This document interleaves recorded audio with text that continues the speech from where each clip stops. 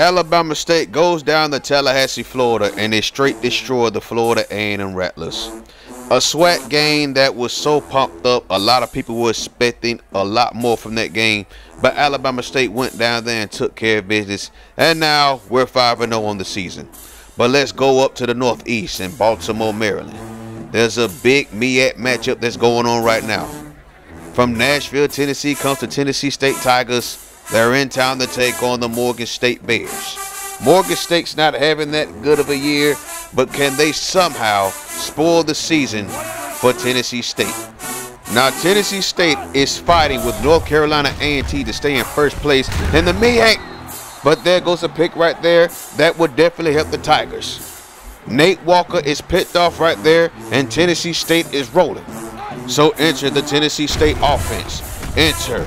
There goes Hill. Adam Hill, that is. That's a nice run right there. That's the fullback, by the way. 34 situation. Look at this, the handoff. There goes the pitch. Back to Adam Hill, and he gets inside the 10-yard line. A great design play. Tony Gibson pitching it off to Adam Hill, and he gets that first down at the 11-yard line. This time, he's looking for Quentin Baker, and he makes that catch in the end zone. Touchdown, Tennessee State Tigers, and they strike first. Now Morgan State is looking to respond. There goes Nate Walker taking the snap in the shotgun. He's looking deep for a wide receiver, and that pass is caught. Oh my Lord, he went over the DB after making that catch. That's what being an impact player would do for you people, but eventually that drive was stalled. They set up for a 40-yard field goal. The kick is up, and the kick is good. A 7-play, 51-yard drive ends in 3 points. Tennessee State's now only up 4. So here goes Morgan State back on offense once again. There goes Walker popping it, and this time he's picked off by Gore, and he's taking that thing back to the crib for a pick 6. Out there looking like a combination of Revis Island and Champ Bailey from back in the day. Darrell Revis is up as a Hall of Fame finalist, by the way. So 90 seconds left, and here goes Morgan State once again, but it's picked off, and look who it is. Gore with his second interception of the game.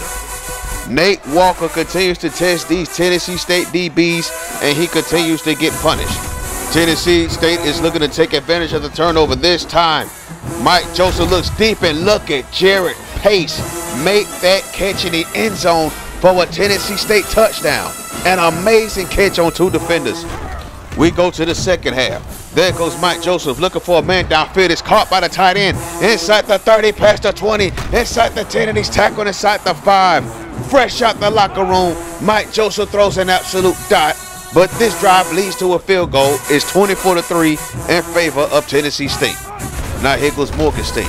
This time Nate Walker does a play fake. He's looking downfield for a receiver. Look at that catch. Desperation time for the Bears. So this time it's 3rd and long. There goes Walker popping it. It's picked off. He keeps testing these DBs, and he keeps paying the price. And now Nate Walker's thrown another pick 6. Tennessee State increases their lead, and the route goes on from there. Tennessee State wins 34-3 up in Baltimore, Maryland, and now the Tennessee State Tigers are in first place in the MEAC and looking to control their own destiny. If they do lose, it's because shit hit the fan for Tennessee State. So let's look at the rest of the scores around the HBCU world. You saw us beat FAMU. Alabama A&M has not won a game yet this season. Yikes. Look at Southern getting blown out by SMU. Texas Southern, though, beats Alcorn State 28-25. Alcorn State has also not won a game this year so far. Grambling State come up short to Mississippi Valley State. That's upset city. Jackson State wins 38-35 over Bethune-Cookman in overtime. Meanwhile, over at the Sun Belt, a.k.a. the MEAC, North Carolina A&T beat Delaware State. Hampton and Norfolk State in the Battle of the Bay Classic. Norfolk State wins this time. And of course, you saw Tennessee State put in Morgan State in a split. Now, let's get into recruiting, man. I haven't showed y'all this yet. So next week, we got Rashawn Pearson from a pipeline state, Ocean Springs, Mississippi, coming into town. And this is very important, considering he put Tennessee on top of us. So we're going to schedule him to come in for the Bethune-Cookman game. And then we're going to set his pitch. Look at this right here. He admires you as a coach. He admires Joseph Cooley as a coach. So we're going to change that pitch to Coach Prestige. Hopefully we get him after this game. Hopefully we win first. James Madison the cornerback from Chattahoochee, Florida. This is right before you get to Tallahassee and Quincy. We're going to get him to come to this game as well. This is going to be a very big game for us as far as recruiting. Now, we don't know what he's interested in as far as pitch, so we're going to keep it at program prestige for safekeeping. But we really do need to get deeper at the cornerback positions. John Barrett, all the way from California, has us in third behind San Jose State and Oregon State right now. Eventually, hopefully he'll be able to make a visit, but right now we're just going to sit him right there. Outside linebacker by the name of Ronnie Alford. He's ready to make his official visit this weekend to Bethune-Cookman. So we're going to have 3 defensive players coming in, and we're going to put his pitch at Coach Prestige. Now, for the top 25, we have a little shakeup. You see Michigan and Ohio State, who eventually will have to play each other, are numbers 1 and 2, followed by the Alabama State Hornets.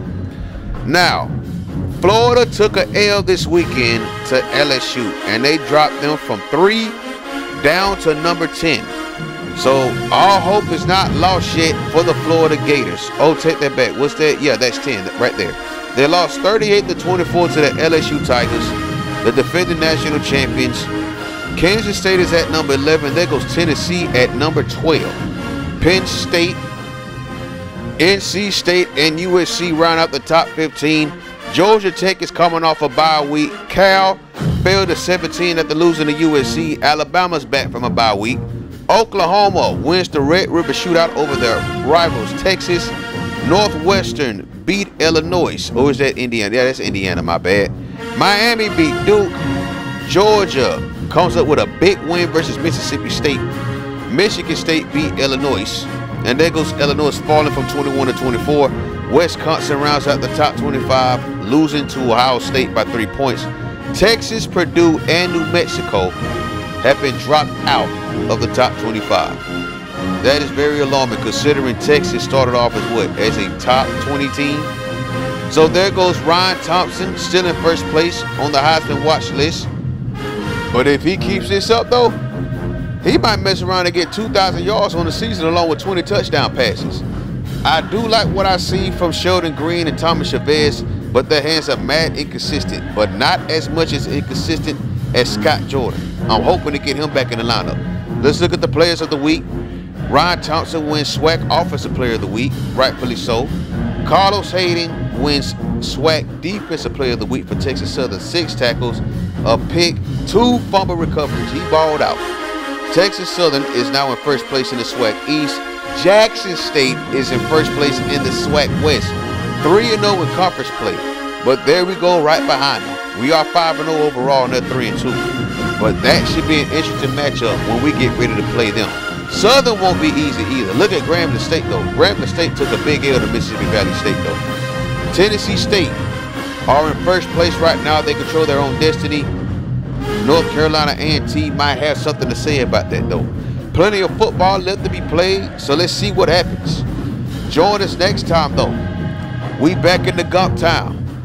We're taking on the Bethune-Cookman Wildcats, who in real life just got Ed Reed as their new head coach. What do y'all cats think about that? Join us next time, man. Peace.